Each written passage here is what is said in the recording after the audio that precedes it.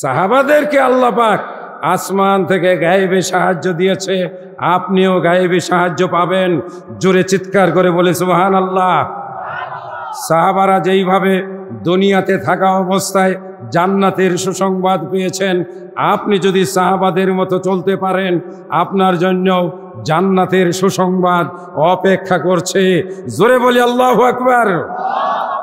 সাহাবারা যেইভাবে আল্লাহর নবীর ভালোবাসায় সিক্ত হয়েছেন, আপনি যদি সাহাবাদের মতো নবীর কথা শুনে মেনে দুনিয়া থেকে যেতে পারেন, আপনাকেও নবীজি কিয়ামতের দিন ডেকে ডেকে এনে বলবে, আমার উম্মত আসো আমার কাছে, এই নাও তোমার জন্য জমজমের, এই নাও তোমার জন্য সেই জান্নাতের একেবারে কাউসারের সুমিষ্ট পানি, যেই পানির মালিকানা আল্লাহ পাক নবীকে দিয়েছেন। আল্লাহ কোরআন মাজিদে বলেন, ইন্না আতাইনা কাল কাউসার, নবী গো আমি আপনাকে দিয়ে দিলাম আমার জান্নাতের সবচাইতে দামি, সবচাইতে মূল্যবান যেই জান্নাতের ঝর্ণাখানি। আল্লাহ রসুল বলেন, আহলা মিনাল আসালে, মধুর চাইতে মিষ্টি, দুধের চাইতে পরিষ্কার, এত শুভ্র, এত মিষ্টি, এত সুগন্ধ, যেটা পান করলে 500 বছর, 50,000 বছর যেই মানুষটা হাসরের ময়দানে দাঁড়িয়ে থাকবে, মাথার উপরে আধাত উপরে সূর্য নিয়ে, আল্লাহর নবী বলেন যতক্ষণ পর্যন্ত তার হিসাব শেষ হবে না, ততক্ষণ পর্যন্ত তার পিপাসা লাগবে না। এই পানি কে পাবেন? যিনি সাহাবীর মতো নবীকে ভালোবাসবেন। সাহাবীরা নবীকে কেমন ভালোবেসেছেন, 2-4টা উদাহরণ যদি সময় থাকে শোনাবো। শোনার দরকার আছে। আমাদের নবীজির প্রয়োজন আছে না নাই? জোরে বলেন, আছে না নাই? কবরে যাবেন, নবীজির দরকার হবে, বলবে উনি কে? আপনি বলবেন উনি তো আমার ভালোবাসার মানুষ। বেকুল হয়ে হাত বাড়িয়ে ছুটে গিয়ে জড়িয়ে ধরতে চাবে, ইয়া আল্লাহ আমি তো তার নামে আমার সব ভালোবাসা উৎসর্গ করে বলেছি, আল্লাহুম্মা সাল্লি আলাইহি, আল্লাহুম্মা বারিক আলাইহি। এইবার কানে কানে, মনে মনে, ধ্যানে ধ্যানে, গনে গনে কথাগুলো হৃদয়ে গেঁথে নিয়ে যাবেন। যদি পড়াতে চাহো, যদি পড়াতে চাহো, নারী পুরুষ বৃদ্ধ সবার জন্য যদি আপনি পূরণ করতে চান, কি আপনার মনের আশা? আল্লাহু আকবার। মনে আশা আছে না নাই? হ্যাঁ, মনে বড় আশা ছিল, পরে কি যাব, এটাও তো একটা আশা। মনে বড় আশা ছিল যুবকেরা একটা সুন্দরী বিয়ে করব। মনে বড় আশা ছিল একটা সরকারি চাকরি পাব। মনে বড় আশা ছিল একটা দোতলা বাড়ি বানাবো। মনে বড় আশা ছিল বুড়া বয়সে আরেকটা বিয়ে করব। হ্যাঁ, 125 বছর বয়স। আমি গত 2 দিন আগে ফেসবুকে দেখলাম, নাতিয়ে টিভিওয়ালার সঙ্গে পরিচয় করাই দিচ্ছে। তো নাতিয়ে দাদারে জিজ্ঞাসা করে, দাদা বয়স কত? কলে 125 বছর। কলে বিয়া করবা? হাইসা দেখো করবো। দেখছেন, এগুলো মনের আশা না? তবে এই ঝামেলা না করাই ভালো, এটা যুবকদের জন্য। এইবার রেখে আসছি দরুদ, আল্লাহুম্মা ডাক দিয়ে। আমার ওয়াজ নিতে হবে, এদিক সেদিক কান দেওয়া যাবে না। দরুদ পড়ব কেন? এইবার যদি পড়াতে চাহো নিজে মনস্কাম, পরকালে পেতে চাহো শান্তির দাম। দাম মানে হলো বাড়ি ঘর, ঠিকানা, বাগান। যদি তোমার মনের আশা পুরাতে চাও, যদি তুমি পরকালে জান্নাতের বাসিন্দা হতে চাও, যদি তুমি কিয়ামতের ময়দানে নবীজির শাফাআত পেতে চাও, তবে নবী পড়ে, তবে নবী পড়ে আজ হতে মদাম পড়ো সাল্লাল্লাহু আলাইহি ওয়াসাল্লাম। আল্লাহ রসুল বলেন, এবার হাদিস শুনুন। রাসূল বলেন, যেই দোয়ার আগে আমার উপরে দরুদ পড়া হয়, যেই দোয়ায় শেষে আমার উপরে দরুদ পড়া হয়, ওই দোয়া আল্লাহ রাব্বুল আলামিন ফিরিয়ে দেন না, কবুল করে নেন। ডাকার মতো ডাকলে আল্লাহ কেমনে শোনে না? ডাকার মতো ডাকলে আল্লাহ চোখের পলকে সামনে হাজির হয়। ডাকার মতো ডাকলে আল্লাহ বান্দার অভাব পূরণে রাব্বুল আলামিন ব্যতিব্যস্ত হয়ে যায়। আল্লাহ সব কিছু তার বান্দার জন্য সৃষ্টি করেছেন। বিশ্বাস রাখুন, বিশ্বাস রাখুন, বিশ্বাস রাখুন। আপনার জন্য আল্লাহ যেটা বরাদ্দ করেছেন আপনি সেটা অবশ্যই পাবেন পাবেন। যেটা আল্লাহ আপনার জন্য বরাদ্দ করেন নাই আপনি শত চেষ্টা করেও আপনি পাবেন না। হারাম খেয়ে মৃত্যুবরণ করলে আপনি আল্লাহর রহমত থেকে বঞ্চিত হবেন, আপনি জান্নাত থেকে বঞ্চিত হবেন। ধূর্ত, মিথ্যাবাদী, অহংকারী, আল্লাহর শত্রু। আমি একটি হাদিস পড়েছি, আল্লাহ রসুল বলেছেন ইজতানিবু আন সাবইল মুবিকাত, এ আমার উম্মতেরা 7টি ভয়ঙ্কর ভয়ঙ্কর পাপ থেকে বেঁচে থাকবে। লোকজন বললেন ইয়া রাসূলুল্লাহ, হে আল্লাহর রাসূল, ওয়ামা হুন্না, ওই 7টি বড় বড় পাপ কি? আল্লাহ রসুল বলেন ক্বালা আশ-শিরকু বিল্লাহ, আল্লাহর সঙ্গে শিরক করবে না, আল্লাহর সঙ্গে শিরক করবে না, আল্লাহর সঙ্গে শিরক করবে না। শিরক কাকে বলা হয়? শিরক কাকে বলা হয়? যেই জিনিস আল্লাহ দিতে পারেন ওই জিনিস মানুষের কাছে চাওয়া, যেই জিনিস আল্লাহ দেন ওই জিনিস মানুষের কাছে হাত বাড়ানো, যেই অধিকার আল্লাহর সেই অধিকার কোনো সৃষ্টিকে দেওয়া, এটার নামই হলো শিরক। যেই ব্যক্তি শিরক করে না আল্লাহ রাব্বুল আলামিন ওই ব্যক্তির জিম্মাদারি গ্রহণ করেন। খুশি হয়ে বলে সুবহানাল্লাহ। সম্মানিত ভাইয়ের আমার, কখনো আল্লাহকে ভগবান বলবেন না, কখনো আল্লাহকে খোদা বলে ডাক দিবেন না, কখনো আল্লাহকে ঈশ্বর বলবেন না। ইংরেজি শিক্ষিত ভাইরা, কখনো আল্লাহকে ও মাই গড বলে ডাকবেন না, কখনো আল্লাহকে যিশুর পিতা মনে করবেন না। ভগবান রাম, রামায়ণ, রহিম এগুলো এক, এই কথা কখনো বিশ্বাস করবেন না। পৃথিবীতে সত্য একটাই, সেই সত্য হলো আমার আল্লাহ, যার নাম হলো আল্লাহ।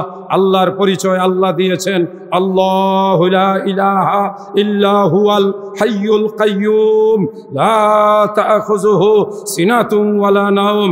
এই আল্লাহর বান্দারা বিশ্বাস রাখুন, এই আয়াতটি পড়লে ওই মানুষটার জান্নাতে যাওয়া শুধু মৃত্যুটা বাকি থাকে, মরবে জান্নাতে চলে যাবে। এই আয়াত যার নাম হলো আয়াতুল কুরসি, যেই ব্যক্তি ঘুমানোর আগে পড়বে আল্লাহ পাক তার মাথার কাছে একজন পাহারাদার নিয়োগ করবেন। এই আয়াত বড় কঠিন আয়াত, এই আয়াতের ভিতরে আল্লাহর পরিচয় দেওয়া আছে। এটা তাওহীদের আয়াত। সবাই আয়াতটিকে মুখস্থ রাখবেন, পড়বেন। মহিলাদের জন্য বলছি, ভয় পাওয়া এই আয়াত পড়বেন, আল্লাহর কাছে শক্তি চাওয়া এই আয়াত পড়বেন। আল্লাহু লা ইলাহা ইল্লা হুয়াল হাইয়ুল কাইয়্যুম লা তাখুযুহু সিনাতুন ওয়ালা নাওম।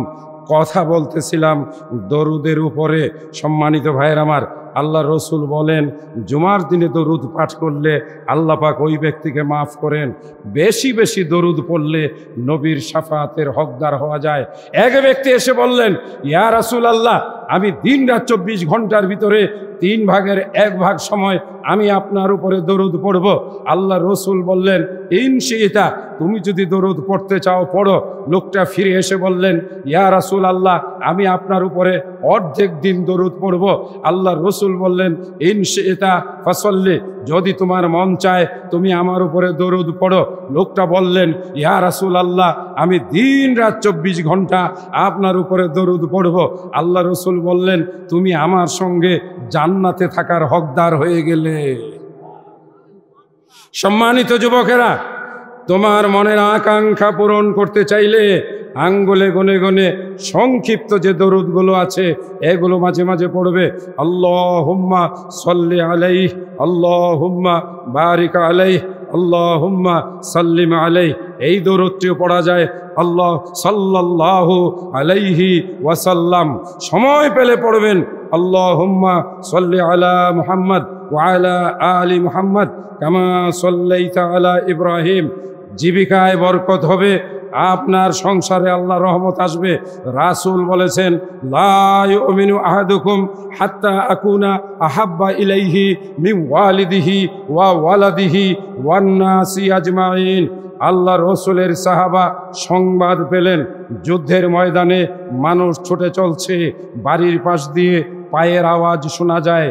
বুকে তার সদ্য বিবাহিত স্ত্রী, এই স্ত্রীর কাছে বলে উঠলেন, ওগো আমার প্রিয়তমা, আমার নবী যুদ্ধের ময়দানে, আর আমি তোমার কাছ থেকে অনুমতি চাই।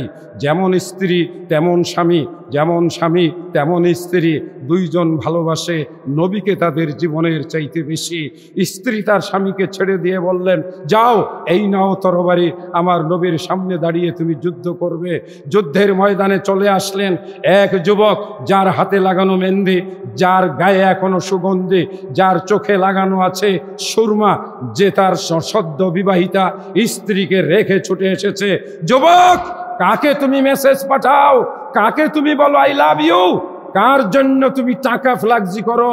ওই মেয়ের জন্য, যেই মেয়ে 8টা 10টা ছেলের সঙ্গে সম্পর্ক করে বেড়ায়। এই যুবক, তুমি কি কোনোদিন এইভাবে বলেছ, O my prophet, O my love, O my prophet, I love you? এই নবী, আমি তোমাকে ভালোবাসি, আমি তোমাকে ভালোবাসি, আল্লাহুম্মা সাল্লি আলাই। আজকে কথাটা মেনো, আগামী 50 বছর পরে এই মঞ্চে আমরা যে 3 জন বসে আছি, যুবকদের কেউ কেউ থাকবে, 50 বছর পরে আমরা কেউ থাকবো না। আমার এখন 61, 50 হলে 111 লাগবে। 5টা রিং ভরা মানুষ, শরীর সকালে ভালো, বিকালে অসুস্থ, বেশিরভাগ সময় ওয়াজ শুরু হওয়ার আগে অসুস্থ, ওয়াজ শুরু হইলে সুস্থ। আলহামদুলিল্লাহ চলছে, আলহামদুলিল্লাহ চলবে। যুবক, আই লাভ ইউ কাকে বলবে? হ্যাঁ, আওয়ার প্রফেট মুহাম্মাদুর রাসূলুল্লাহ সাল্লাল্লাহু আলাইহি ওয়াসাল্লাম সামনে নাই, বলবে কেমনে? আল্লাহুম্মা, হে আল্লাহ, আমি আমার নবীকে আমার জীবনের চাইতে বেশি ভালোবাসি। তাকে আমি দেখতে পাই নাই, যদি আমি দেখতাম, যদি আমি নবীর জমানায় জন্ম নিতাম।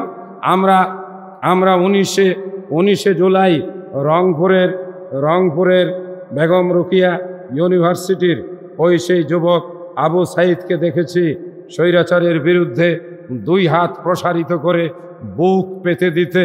আমার মন কাঁদে।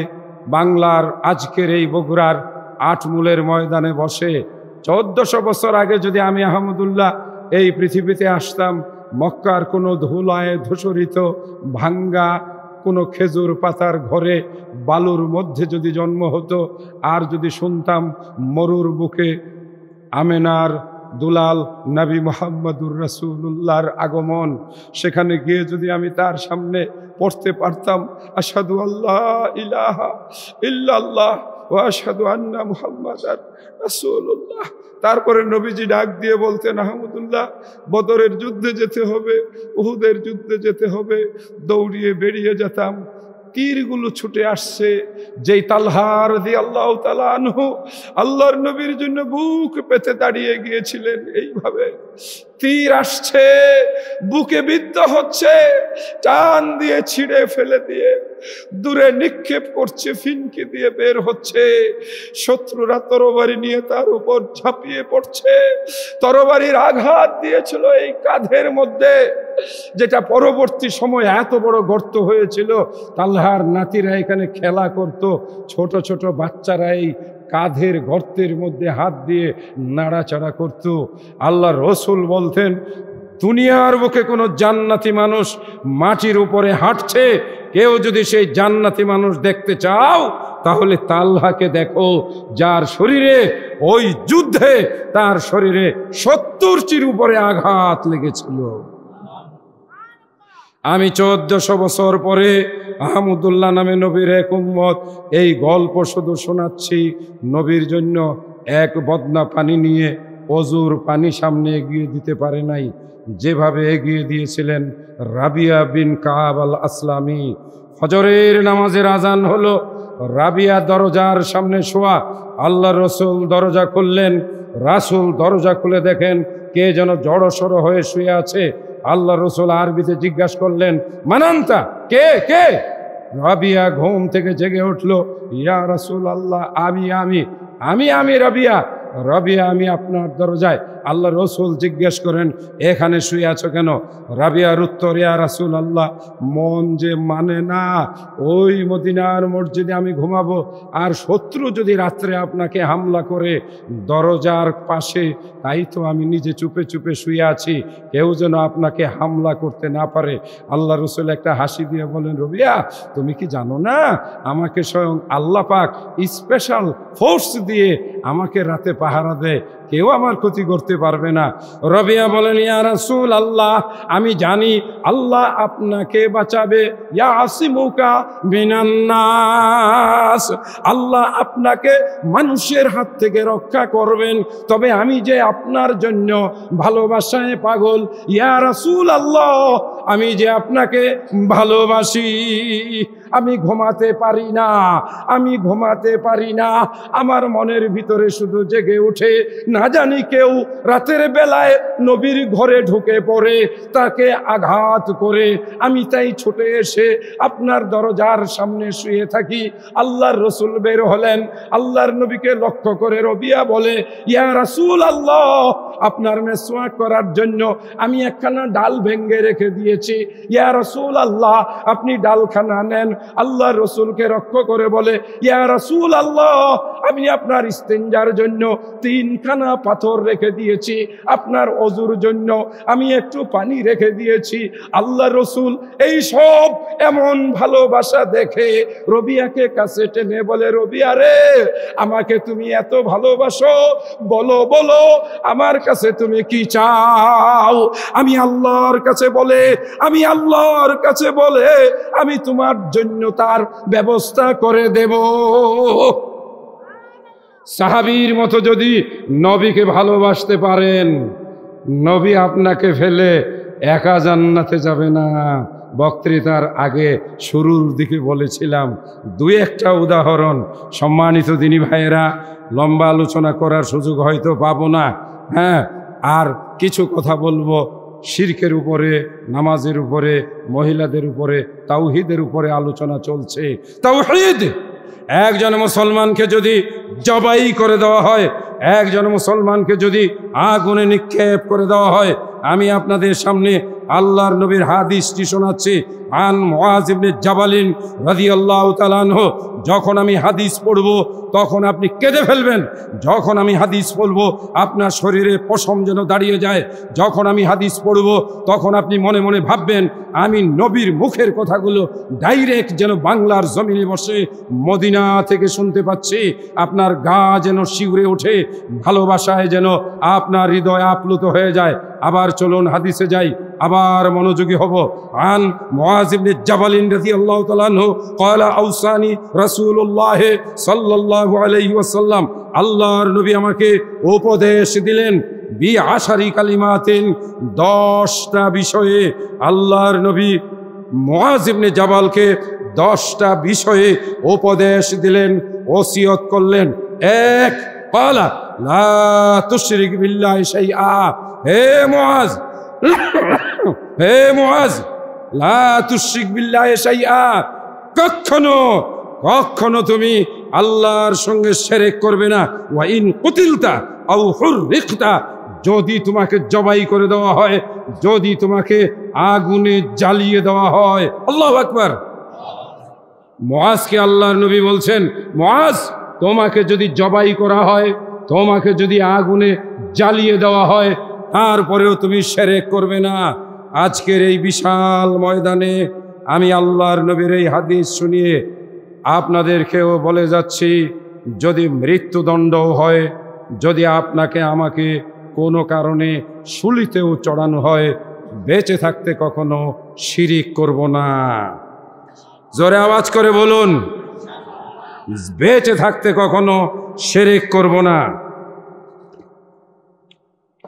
এই কথা বলার পরে আপনি একটা আওয়াজ দেখেন তো আরশে আজিম থেকে শুনতে পাচ্ছেন কিনা, কান বাড়িয়ে দেন, আপনাকে ডাক দিয়ে বলছে, এটাও স্বয়ং আল্লাহর আওয়াজ।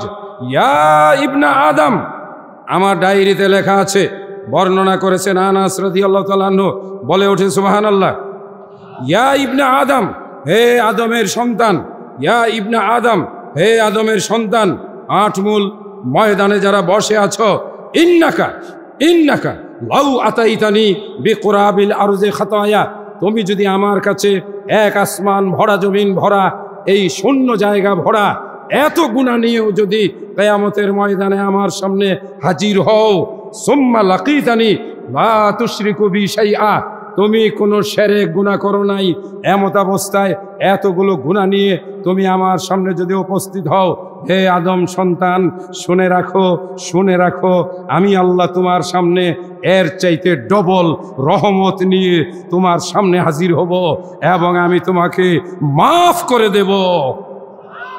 খুশি হয়ে বলি আলহামদুলিল্লাহ। শিরক করব না, কখনো মাজারে যাব না। ছেলে মেয়ে না হলে আমি আপনাদেরকে একটা দোয়া শিখিয়ে যাব, আপনারা সেটা আমল করবেন, আল্লাহ আপনাকে ঠকাবেন না। বিশ্বাস রাখবেন আল্লাহর ভান্ডারে সম্পদের কোনো অভাব নেই। আল্লাহ যদি আপনাকে এই বাংলাদেশ ভর্তি করে সারা বাংলাদেশের সবগুলো পাহাড় স্বর্ণ বানিয়ে দেন, আল্লাহ পাকের ভান্ডার শূন্য হবে না। যদি আল্লাহ পাক আমাদের বঙ্গোপসাগরের সমস্ত পানিকে তেলে রূপান্তরিত করে দেন, অকটেনে পেট্রোলে রূপান্তরিত করে দেন, আল্লাহর সম্পদের অভাব হবে না। আমাদের চোখের সামনে যত ধুলাবালি আছে, আল্লাহ যদি এইগুলোকে মণিমাণিক্যে পরিণত করে দেন, আল্লাহর ভান্ডার শূন্য হবে না। তবে আমি শুনিয়ে যাই, ডাকার মতো ডাকতে পারি না, তাই তো আমরা আল্লাহর কাছ থেকে পাই না। ডাকার মতো ডাকলে আল্লাহ কাউকে কখনো ঠকায় না। যারা যারা ডেকেছেন তারা তারা পেয়েছেন। মূসা নবীকে আল্লাহ রক্ষা করেছেন ফেরাউনের হাত থেকে, ইব্রাহিম নবীকে আল্লাহ রক্ষা করেছেন আগুনের হাত থেকে, ইউনুস নবীকে আল্লাহ রক্ষা করেছেন মাছের পেট থেকে। আপনি কি কোনোদিন এইভাবে রাতের বেলায় গভীর নিশির কালে মানুষ ঘুমিয়ে যখন থাকে, নামাজ পড়তে উঠো তখন বিশ্বপ্রভুর ডাকে, গভীর নিশি কালে মানুষ ঘুমিয়ে যখন থাকে, নামাজ পড়তে উঠো তখন বিশ্বপ্রভুর ডাকে, আপনি কি কখনো এইভাবে আল্লাহকে বলেছেন, ও আল্লাহ, হে আল্লাহ, ও গো দয়াময় আল্লাহ, তুমি তো ইব্রাহিমকে আগুন থেকে বাঁচিয়েছ, তুমি তো ইউনুসকে মাছের পেট থেকে বাঁচিয়েছ, তুমি তো সেই রহমান, তুমি তো সেই রহিম, আমি তো তোমার বান্দা, আমিও তো তোমার বান্দা, আমাকেও তুমি বিপদ থেকে রক্ষা করো। আপনি ডাকুন, আপনি বলুন, দেখুন আল্লাহ আপনার দোয়া কবুল করেন কিনা। সম্মানিত ভাইয়ের আমার, আপনাদের জন্য সুখবর, আমার জন্য সুখবর। আমারও আলোচনা সংক্ষেপ করার সুযোগ হয়ে গেছে। আমাদের তেজস্বী এখন যৌবন, যার বক্তৃতা করার তো এখনই তার শ্রেষ্ঠ সময়, কথা ঠিক কিনা? হ্যাঁ, সুতরাং এখন বুড়া যে লেফের নিচে যাওয়ার তার উত্তম সময়, নাকি? সম্মানিত ভাই আমার, মুআজ ইবনে জাবালকে আল্লাহ রসুল 10টি কথা বলেছিলেন। এই 10টি কথা বলেই আমার বক্তব্য শেষ করব। আলোচনার এই পর্যায়ে আসি। যদি আপনাকে আমাকে আগুনের মধ্যে জ্বালিয়ে দেওয়া হয়, তবু আমরা কখনো শিরক করব না। কথা বলুন, ঠিক না বেঠিক? তবে বাংলাদেশের কথাদের উপরে বিশ্বাস রাখা বড় কঠিন। বাংলাদেশের মানুষ সকালে এক কথা, বিকালে আরেক কথা। যেন আল্লাহর নবীর ওই হাদিস, তুমি যাকে সকালে দেখবে ইমানদার, বিকালে দেখবে সে কাফের হয়ে গেছে। এটা কিয়ামতের একটি আলামত। মুসলমানদের মধ্যে, বিশেষ করে বাঙালি মুসলমানদের মধ্যে সকালে ইমানদার, বিকালে ইমান থেকে বেরিয়ে যাওয়ার প্রবণতা যথেষ্ট পরিমাণে লক্ষণীয়। আজকের ওয়াজের মাহফিলে ঠিক জোরালো আওয়াজ করেছে, আগামীকাল সকালবেলায় চুপে চুপে মাজারে গিয়ে তাবিজ কিনে এনেছে। কেন? 7 বছর হয় বিয়ে হয়েছে, এখনো বাচ্চা হয় না। লোকে বলে অমুকের মাজার থেকে তাবিজ আনলে বাচ্চা হয়। বাংলাদেশের উত্তরবঙ্গে কিছুদিন আগে আমি দেখলাম একটা জায়গা আছে, ওই জায়গায় মহিলারা শাড়ির আঁচল বিছিয়ে বসে আছে কতগুলো গাছের নিচে। টিভি রিপোর্টার জিজ্ঞাসা করছে, আপনারা এই গাছের নিচে বসে আছেন কেন? ওই মহিলাগুলো বলছে, গাছের পাতা যদি আমাদের আঁচলের উপরে পড়ে, সেই পাতা নিয়ে যদি আমরা ঘরে যাই তাহলে আমাদের বাচ্চা হবে। বাচ্চা পাওয়ার জন্য বাংলাদেশের মহিলারা গাছের নিচে শাড়ির আঁচল বিছিয়ে বসে থাকে। এটা বাংলাদেশের কালচার। জোরে বলি নাউজুবিল্লাহ। আফ্রিকাতে যাবেন, মাজার পাবেন না, তাবিজ পাবেন না। আপনি সৌদি আরব সহ কাতার, কুয়েত, আরব আমিরাত, বাহরাইন, জর্দান এই মুসলিম কান্ট্রিগুলো ঘুরবেন, কোথাও মাজার কবর পাবেন না, তাবিজের ব্যবসায়ী পাবেন না। বাংলাদেশে আসবেন, মাজার ছাড়া এমন কিছু জেলা আছে যেখানে মসজিদ পাওয়া যায় না। মসজিদের সাথে সাথে মাজার, আর মাজার আর বাজার বাংলাদেশে দুইটাই হলো জমজমাট, গাজার আর আড্ডার জায়গা, মুসলমানের ঈমান ধ্বংস করার জায়গা।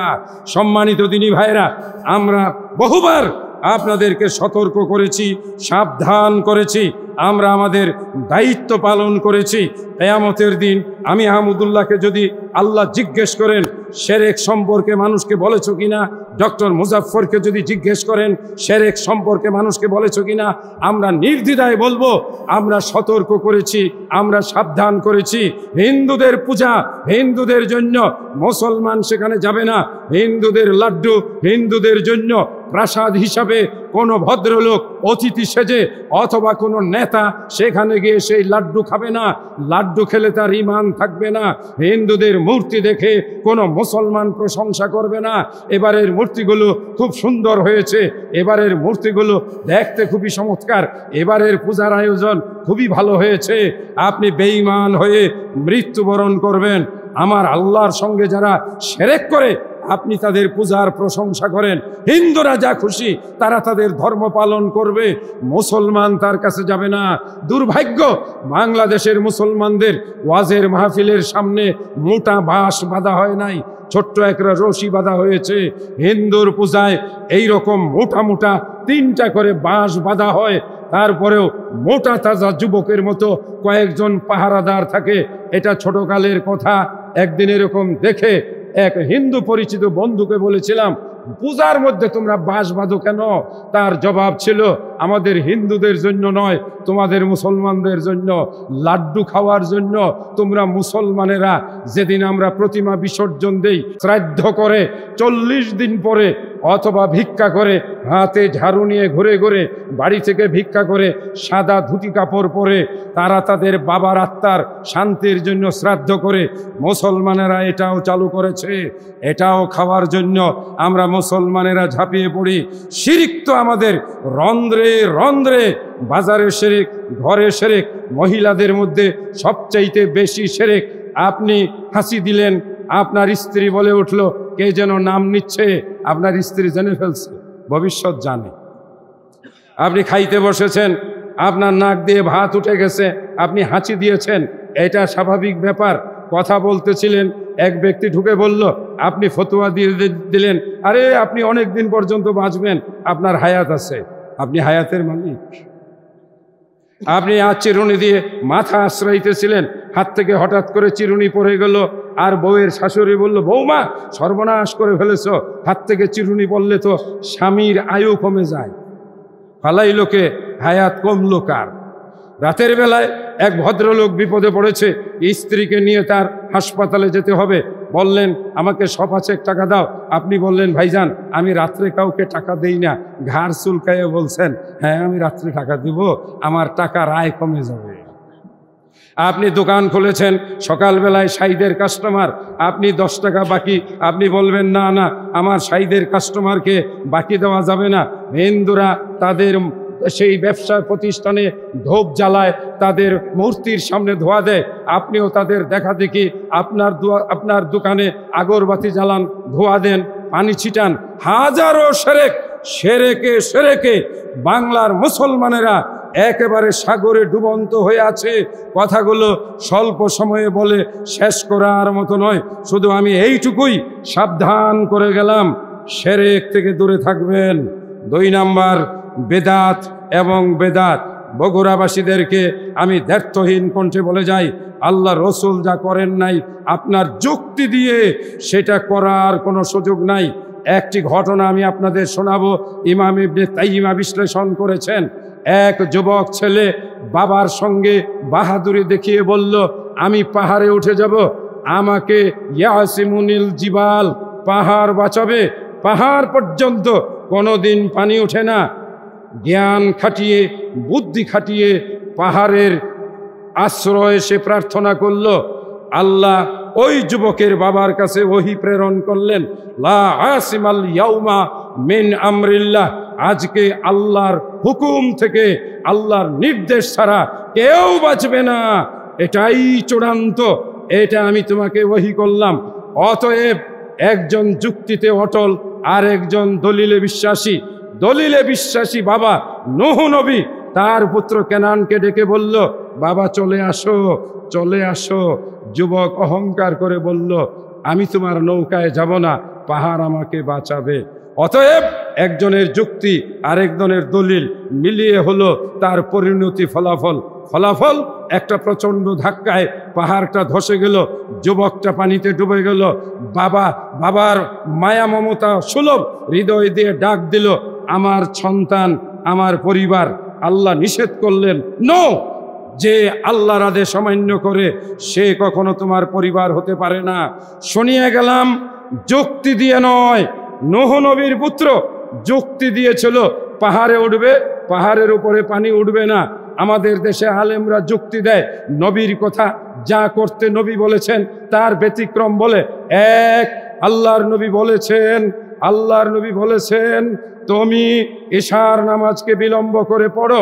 আমাদের দেশের আলেমরা যুক্তি দিয়ে এশার নামাজ মাগরিবের কিছুক্ষণ পরেই পড়ে। আল্লাহর নবী বলেছেন তুমি ফজরের সালাত অন্ধকারে পড়ো। আমাদের দেশের আলেমরা যুক্তি দিয়ে বলে ফজরের সালাত একটু আলো অবস্থায় পড়লে মুসল্লি বেশি হবে। আল্লাহ রসুল বলেন পায়ে পা মিলিয়ে নামাজে দাঁড়াও, আল্লাহ তোমাদের উভয়কে মাফ করবেন। আমাদের দেশের যুক্তিবাদীরা বলে পায়ে পা লাগাইলে বেয়াদবি হয়, ছোটর পা বড়র পায়ের সঙ্গে মিলে যায়, ছোট মুরিদের পা পীরের পায়ের সঙ্গে মিশলে বড় রকমের গুনাহ হয়। আল্লাহর নবী বলেন যেখানে জোরে আমিন বলা দরকার, মাগরিব এশা ফজর জোরে আমিন বলো, গফির আলাহু মা তাকাদ্দামা মিন জামবি, তোমার জীবনের তার জীবনের সব গুনাহ মাফ হয়ে যাবে। আমাদের দেশের যুক্তিবাদী আলেমরা বলে আল্লাহ আস্তে বললেও শুনে, জোরে বললেও শুনে। আল্লাহর নবী বুকে হাত বেঁধে নামাজ পড়েছেন। যুক্তিবাদীরা বলে আমাদের তো মহিলারা বুকে হাত বাঁধে, তাই আমরা একটু নিচে বাঁধি। স্বামী আর স্ত্রী দুইজনের মধ্যে একটু পার্থক্য থাকা দরকার। নাভির নিচে হাত আল্লাহর নবী বাঁধেন নাই, এই মর্মে কোনো সহিহ হাদিস পাওয়া যায় না। আল্লাহ রসুল বলেন নামাজে সূরা ফাতিহা না পড়লে নামাজ হবে না। আমাদের দেশের যুক্তিবাদীরা বলে নামাজে ইমাম আছে, তাহলে আমাদের কাম কি? আমরা পিছনে বসে বসে দোকানের হিসাব নিকাশ করব। কথা বলেন ঠিক কিনা? বগুড়ায় আমার বক্তব্য এখানেই শেষ করব। বগুড়ায় আমাদের কিছু আলেম আছে, তারা যুক্তিবাদী হয়ে গেছে। তারা বলে আল্লাহর কাছে হাত তুলে দোয়া করব, অসুবিধা কি? আমরা ফরজ নামাজের পরে যেখানে ইচ্ছা সেখানে আল্লাহর কাছে আমরা হাত তুলব। ওই যে একটা হাদিস আছে না, আল্লাহর কাছে হাত তুললে আল্লাহ খালি হাতে সেই হাত ফিরিয়ে দিতে লজ্জাবোধ করেন। সুতরাং আল্লাহর কাছে হাত তোলা মস্ত বড় সওয়াবের কাজ। আর ফরজ নামাজের পরে তো আরও গুরুত্বপূর্ণ কাজ। অথচ দেখলাম না নবীজি তার সারা জীবনের কোনো একটা নামাজে, ফরজ নামাজের পরে সবাইকে নিয়ে হাত তুলে দোয়া করেছেন কিনা? নবী যা করেন নাই, আপনার যুক্তি দিয়ে তা করার অধিকার আপনার নাই। ওটাই বিদআত। মান আহাদাসা ফি আমরিনা, যে আমার দিনের ভিতরে নতুন কিছু চালু করবে, যেই বিষয়ে আমার কোনো নির্দেশ নাই, সেটাই পরিত্যক্ত রাদ্দন, সেটাই প্রক্ষিপ্ত। যেই ব্যক্তি শরীয়তে নতুন কিছু চালু করবে, কুল্লু বিদআতিন দালালা, প্রত্যেকটা নতুন আবিষ্কৃত জিনিস সেটাই ভ্রষ্টতা। ওয়া কুল্লু দালালাতিন ফিন্নার, আর প্রত্যেকটা ভ্রষ্টতাই হলো জাহান্নামে যাওয়ার কারণ। আমাদেরকে বেঁচে থাকতে হবে, যতদিন বেঁচে থাকবো হক কথা বলে যাব। আমার আব্বাও এইভাবেই একেবারে আপোষহীনভাবে হক কথা বলে গেছে।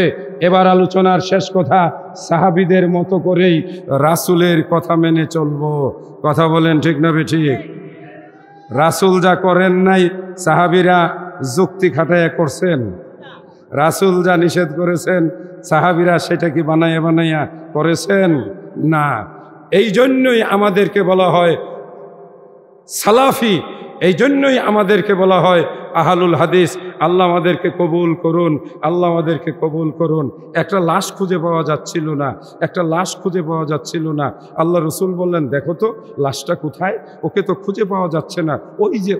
ওই যুবকটা যার হাতে মেহেন্দি লাগানো ছিল, যার চোখে সুরমা পড়া ছিল, যেই যুবকটা বিবাহের রাত্রে, বাসর রাত্রে নিজের স্ত্রীকে রেখে আমার ভালোবাসায় ছুটে এসেছিল, ওকে তো আহতদের মধ্যে দেখা যাচ্ছে না, ওকে তো ওই যে সেই শহীদদের মধ্যেও দেখা যাচ্ছে না। দেখো তো কোথায়? পাহাড়ে পর্বতে আশেপাশে খোঁজাখুঁজি। এমন সময় চোখ পড়ল আসমান থেকে একটা লাশ, সাদা পোশাক পরা ফেরেশতারা ধরে মাটিতে নিয়ে আসছে, আর যার চুল দিয়ে টপ টপ করে ওই ফরজ গোছলের জান্নাতের ওই পানিগুলো টপ টপ করে পড়ছে। রাসূলের সামনে এনে হাজির করা হলো। শুভ্র জান্নাতের উজ্জ্বল আলো উদ্ভাসিত হানজালা যুবকের চেহারা। হে যুবক, আজকের বক্তৃতার শেষ উপহার এমন একজন নবী প্রেমিক যুবক হও, যেই যুবক নবীর জন্য জীবন দিয়ে ফেরেশতাদের মাধ্যমে গোসল পেয়েছিল। আল্লাহু আকবার। কেউ বলে জমজমের পানি, কেউ বলে জান্নাতের পানি। আল্লাহ তাকে উচ্চ মর্যাদা দিয়েছিলেন। আজকের ওয়াজ মাহফিলের শেষ আলোচনা, কোরআনের হাফেজেরা, তোমরাও তেমনি নবী প্রেমিক হও, নবীর দিনের সৈনিক হও। আজকের 24 বিদায়ের পথে আগামীর 25 আগমন করবে। মাস যাবে, বছর যাবে, জীবন যাবে, একদিন মৃত্যুর দ্বার প্রান্তে পৌঁছে যাব। নিজের সম্বল নিজে সংগ্রহ করি, কবরে যাওয়ার আগে প্রস্তুতি গ্রহণ করি। আল্লাহ আমাদেরকে সেই তৌফিক দান করুন।